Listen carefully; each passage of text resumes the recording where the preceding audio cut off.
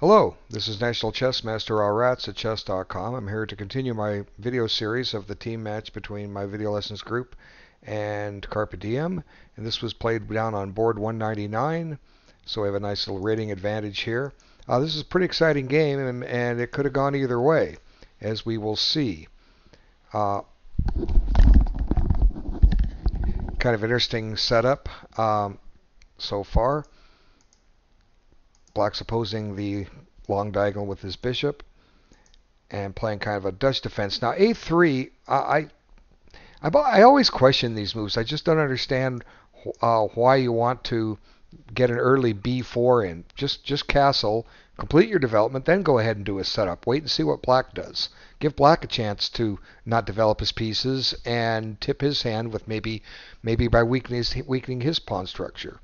Okay, so d4, probably go right into a book position. d3, you can look these things up on databases. If you own ChessBase, you got millions of games. If you don't, you just Google online chess databases, and you'll find several of them. And I think on some you just have to enter an email address, and then you've got unlimited use. You can look up these games, decide which types of games you like, which ones you don't like, learn about the openings, and get a very playable game. So many of these games that I've been doing the videos for, they're being lost because it's quite obvious that one side or the other or both isn't even looking the game up. This is not how you play correspondence chess. It's a lost art that I'm trying to fight to restore. So a3 doesn't really help, and this move by Black doesn't really help. Why move a piece a second time the opening? What's it threatening? Is Black just trying to launch a quick attack? Well, let him. Just develop. d4. That'll stop bishop c5 right in its tracks. Okay? Castle. Go ahead and castle. Let Black attack you. You're not. There's no weaknesses in the white position. Anyway, now b4. I would have preferred d4, but this allows Black a chance to get a little bit of wood off the board, so to speak, and equalize the position. So now bishop b2 to protect this pawn here. Actually, that pawn is kind of loose, as we'll see. Queen f6. White never bothers to protect it. It's there for the taking. And now he throws his wish and zug, forcing the queen back. And pawn takes. And just like that, one set of rooks is off the board. And Black's next move is puzzling to me. Rook g8. I just don't understand that move. First, it stops Black from castling, period. He can't now.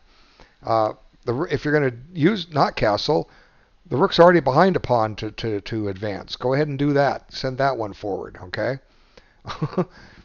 Maybe he wants to advance his g-pawn. He didn't want the pin here. Well, you're the one that opened up the position that allowed this to happen, I believe. Let's look back at the evidence. Okay, you forced this bishop up to b2 to get on that diagonal, and now it opened up. There it is. So, rook g8 just doesn't seem right. What do you do instead? Well, strike in the center. Play d5. Yeah, it shuts in this bishop. It allows White to move this knight and create a little pin, but you can back it up with c6. There's basically no weaknesses in the Black position. Anyway, it turns out it's not that bad. It's just puzzling to see these things happen in a game. Okay, now Black piles up on b4 and decides to take it. So the question is, does White have enough compensation for the pawn? I really don't think he does, other than the fact that the Black king is caught in the center. But the white pieces aren't necessarily setting the world on fire either. The bishop on a1 has got a lot of scope, but nothing's working with it. And now Black gets his attack going. Now this creates weaknesses in the king side, and this will be apparent shortly. What could be wrong with this move? Okay, now offers a trade. Black comes over and threatens to win a piece. And here, White jumped the gun too quick and didn't think.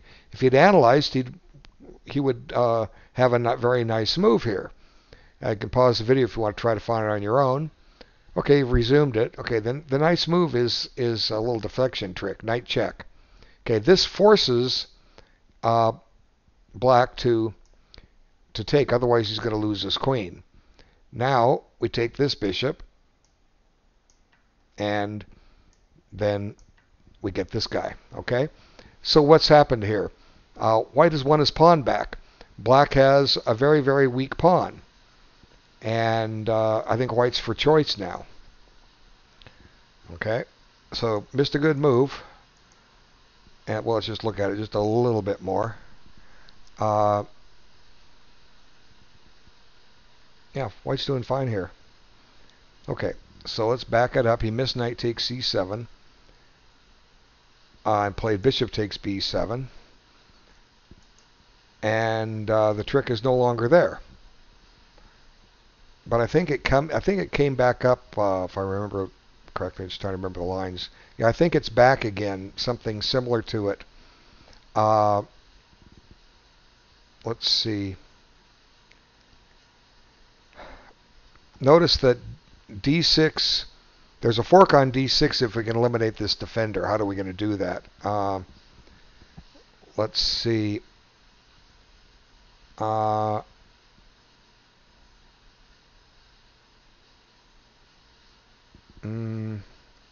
Maybe it was just in that one position. Anyway, let the players figure it out. Just want to move on here. Get to some more critical points. Okay, this seems a little over-ambitious, as we will see, because suddenly Black has got the better game, and Black now misses a routine win. Pause the video if you want to try to solve it. Okay, you've resumed. Okay, Black to play. Look at active moves that make threats. Okay, this is a captures. Captures are always an active move. Checks, captures, and threats, being the total 3 of them. But aside from capturing this pawn, this threatens a checkmate. And that's something White needs to deal with right now. Okay, you can't block it with the f-pawn because the f-pawn is pinned. That leaves one move only, e4. And now the whole crowning flaw in the White strategy is knight g4. This attacks the bishop on f6, which is also protecting the knight on g5. What does poor White do here? Well, White doesn't really have any kind of decent continuation here. Let's see, maybe queen a4. Queen a4 threatens a discovered check, and it also threatens queen takes a6. I think Black should be able to wiggle out of this okay. With king f8. Well, yeah, see, king f8. Now let's see. If you take on e6 or h7, the king comes up to f7. Let's see, let's take down here. Wait a minute, not quite sure here. Might be doing this wrong. I was looking at this earlier. c6 doesn't really work because the queen takes a6. Now the threat is knight takes d6 double check. One move is, well, I don't really want to play queen c6. Bishop takes doesn't work, followed by knight c5 because this is with a double check. Let's see, queen a4. What does Black do here? It's a very interesting position. I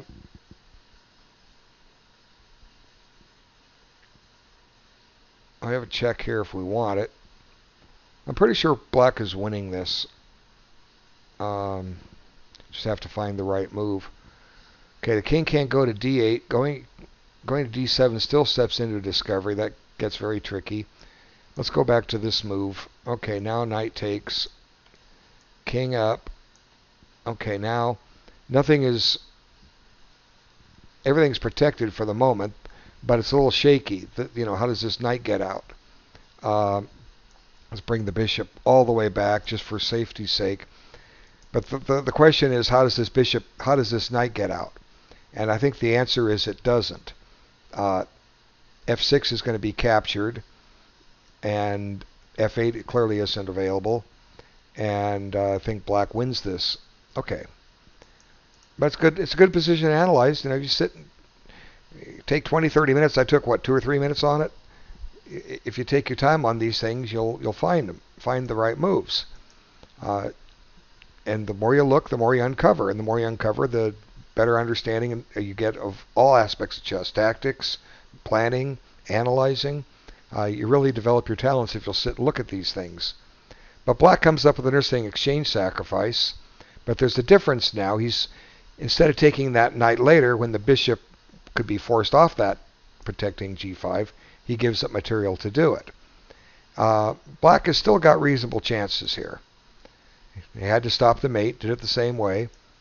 Now we get a pawn, and white doesn't really have time to collect that knight on h6 because of pawn takes d3. So black's getting some play here. Now he goes and threatens the check, and the king runs, and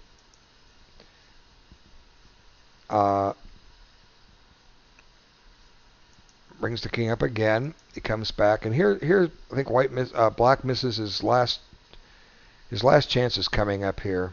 Let's see, right here. I think black needs to take the bishop, and the purpose is we want to clear c5 for this knight. Drive the queen back. Where's it going to go? Back to d1? Well, then suddenly the white queen comes, or the black queen comes into play. And the white king is exposed, so is the black king, but this is a very, very dangerous passed pawn. Black has 2 pawns. No, black has 3 pawns for the exchange. That's a lot of pawns. And, if white goes and collects one, black's just going to get one right back. And I'm thinking black has at least full compensation here. So he doesn't do it. Instead, let's back it up. He plays e5, and now the knight comes back, and then black blunders, and all of a sudden the white queen penetrates, and it's pretty much all over. Now if the king comes up to g6, queen e6 check, and the knight's going to fall. So he goes back, but that drops the knight. Now black's fighting down a rook behind, and it's just not enough here. And then white redeploys the king to activate maybe the rook on h1, although it can't go there yet. But now black plays c6 to defend his second rank, but the rook allowed to get over there. Here comes an annoying check. Just block it. And white doesn't mind a queen trade. And here it comes. I think there was one quicker win that white missed. I'll see it. We'll look at it in just a moment here. King up, rook check, and now a very picturesque mate. The knight's controlling the squares to the left and right of the king. The rook is controlling the 7th rank. But I think white missed a quicker mate in here, as I recall. Let's see, what was it? I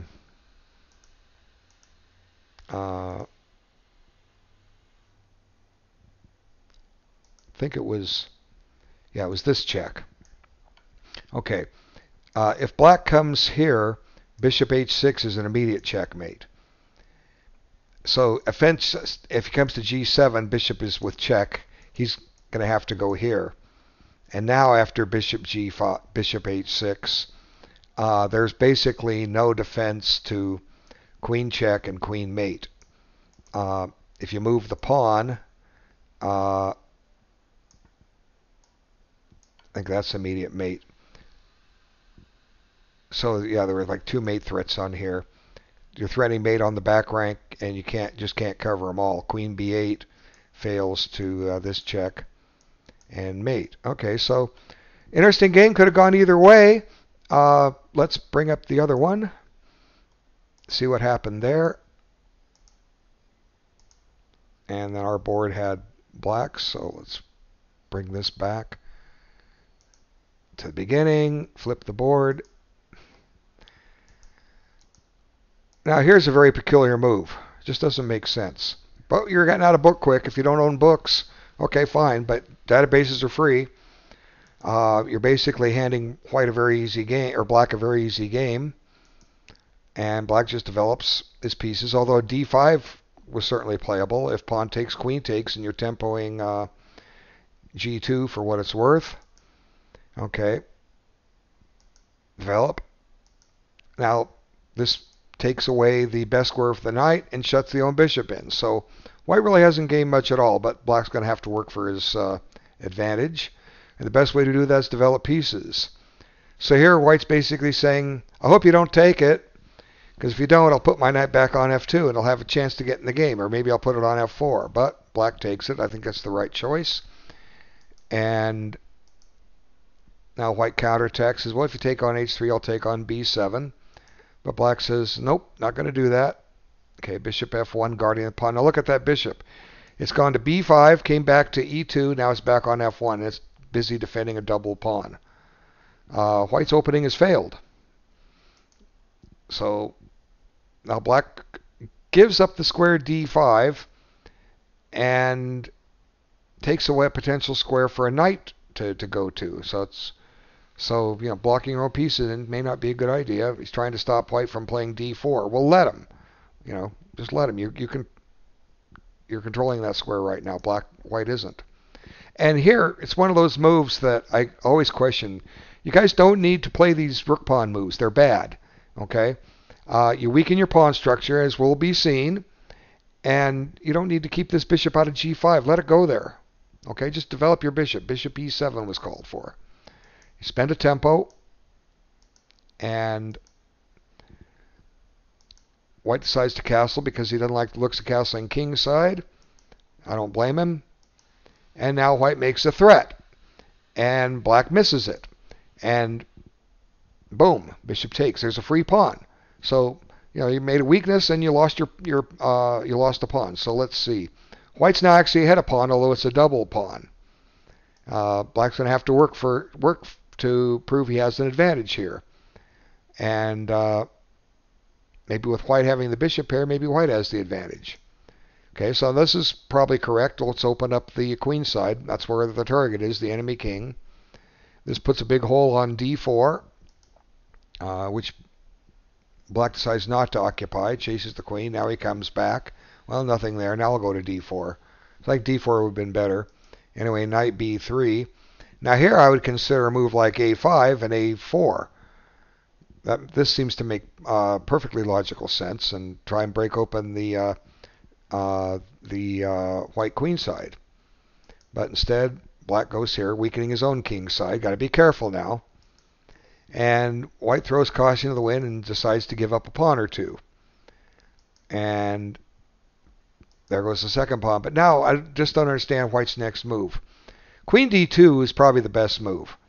And then you're going to try to somehow take advantage of the fact that the black queen has ran down there and could get trapped, or at least get tempoed to where we can direct all of our forces against the black king. So queen d2 was called for. Queen f2 basically says, I think you're going to win this. Let's just trade down. But queen d2 keeps it interesting. Who knows what's going to happen? I don't know. You're getting ready to chase this queen. Bishop g2, queen comes back to f6. You get a rook into play, another tempo. Who knows what's going to happen? But all the white pieces will be pointed at the direction of the black king. But queen f2 just capitulates, in my opinion. And now any chance white had for an attack is gone. Okay, look at that nice square. I'll take it. And really, there's not much going on now. There goes another pawn. Now suddenly black is 2 pawns ahead. And white tries to generate some play, but he just doesn't have enough going. He traded the queens off. And, have another pawn with check. Fork. And pretty much the game is over. Black doesn't mind giving up the exchange here. He has a choice of rooks, picks that one. And King F6 was more aggressive. King F8's okay, but King F6 was safe and sound. If he checks you again, you don't go to E5, and maybe, well, you could, maybe E6 is covered. But the king is better placed on F6, and but still, it's winning for black. He's got well, black. Somehow I was thinking black was an exchange up. White's got 2 pieces for the rook. I'll have to back up and double check here. But here's a blunder. Now he walks into a hurdle. Bishop and knight lined up. One goes. Which one do you want to lose? Well, yeah, you save the knight, but the bishop has no haven. Okay, so here, pick it up, and it's just a matter of time. Black has too many pawns, and the king is penetrating. And I don't know why white played on, unless these guys are playing so fast that it took all of 3 minutes to get this far. I don't know, but the game was clearly resignable and now ended in a mate. So let's see, where did I miscount? Somehow, okay, black's down a piece here. Where did he go down a piece? No, he's not down a piece yet because you can take it back. Okay, on the bishop. Okay, that's even material piece count wise. There's the fork. So it appears that black's going to win the exchange. Now comes this check, and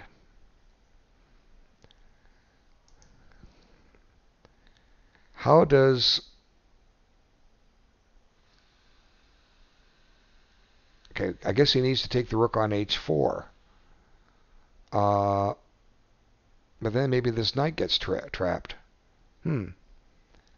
So, but I don't know. I think even though he gets 2 pieces for the rook, I think black is just plain out winning simply because those pawns are just too far advanced and they're getting ready to do some damage. Although maybe white could try to blockade, make it a fight. But rook h7 is coming.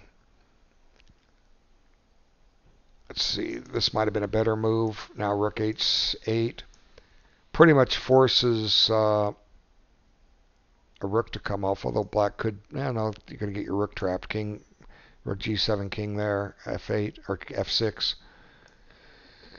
Take here. Let's get the king up to help, but I think it's too little too late.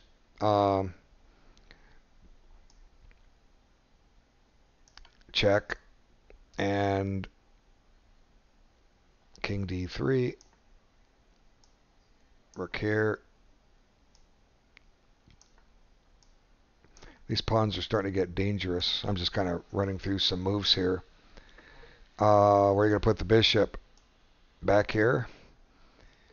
That bishop may be a goner. And the bishop's trapped. I mean, it's just a sample line. Anyway, very interesting 2 games. I thank everyone for watching. I'll be back with another video soon. Take care.